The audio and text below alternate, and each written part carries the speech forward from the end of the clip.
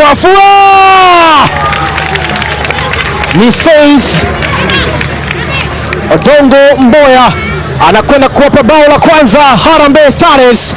Harambee Starlets waliendelea kuonyesha kiwango cha juu kwenye mashindano ya Sekafa kwa wanawake mwaka wa 2025 kwa kuipiga Sudan Kusini kwa mabao 4-0 katika mechi iliyochezwa kwenye uwanja wa Azam Complex, Dar es Salaam. Ushindi huo ulikuwa wa 3 mfululizo kwa Starlets katika hatua ya makundi baada ya kuibuka kidedea dhidi ya Burundi na Uganda.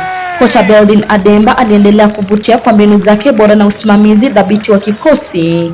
Faith Mboya aliwafungulia Starlets bao la kwanza katika dakika ya pili, likiwa chachu ya mashambulizi mengi ya kipindi cha kwanza, ingawa walienda mapumziko wakiwa mbele kwa bao hilo moja. Violet Nanjala alipachika la pili dakika ya 47 kabla ya Martha Amnyolet kuongeza la tatu katika dakika ya 65.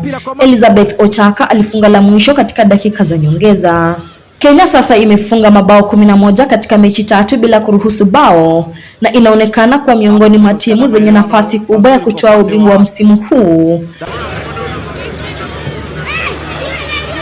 Tumaini kona fupi, ile kosi kubwa ndani nafasi kwenye kamba, wanapata bao la 3 Harambee Starlets. Ndani kujaribu kupiga shuti kwa chini, mpira ambao unakosekana nafasi 1-2 kama itakubali, ni nafasi kwa weka kosi ndani kule, inazuiliwa. Enes Mudez Mango dakika ni kona ya mwisho kwa upande wa Kenya hii. Martha anakwenda kupiga ile kona haraka, ile kona ndani kule, kotosi ndani kule.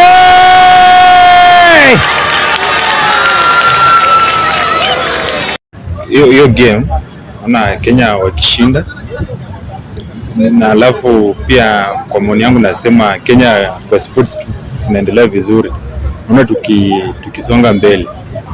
Maoni yangu ni kwamba wacha tuendelee kusupport hawa vijana. Unaona kama wasichana wetu wanafanya vizuri huko nje, pia wakifanya hivyo wataleta Kenya yetu, watafanya nchi yetu ya Kenya inaimarika huko zaidi. Wakati huo maandalizi ya fainali za CHAN mwaka wa 2024 yameingia hatua muhimu, huku shirikisho la soka Afrika CAF likitangaza rasmi viwanja vitakavyotumika. Michuano hiyo itachezwa kati ya Agosti tarehe 2 hadi tarehe 30 mwaka wa 2025 katika mataifa matatu ambayo ni Kenya, Uganda na Tanzania. Mechi ya ufunguzi imepangwa kufanyika kwenye uwanja wa Benjamin Mkapa jijini Dar es Salaam, ya mshindi wa 3 katika uwanja wa Mandela mjini Kampala, na fainali huku kwenye uwanja wa Kasarani Nairobi mnamo Agosti tarehe 30. CAF pia imejumuisha Zanzibar kama sehemu ya wenyeji, hatua inayodhibitisha juhudi za kuendeleza soka visiwani. Uwanja wa Aman ulionyesha uwezo wake Mei hii kwa kuandaa fainali ya kombe la shirikisho. Makundi ya michuano yamepangwa kama ifuatavyo. Kundi A ni pamoja na Kenya, Morocco, Angola, DRC na Zambia.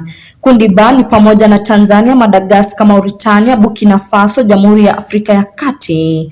Kundi C ni pamoja na Uganda, Niger, Guinea, Afrika Kusini na Algeria. Na kundi D ni pamoja na Senegal, Congo, Sudan na Nigeria.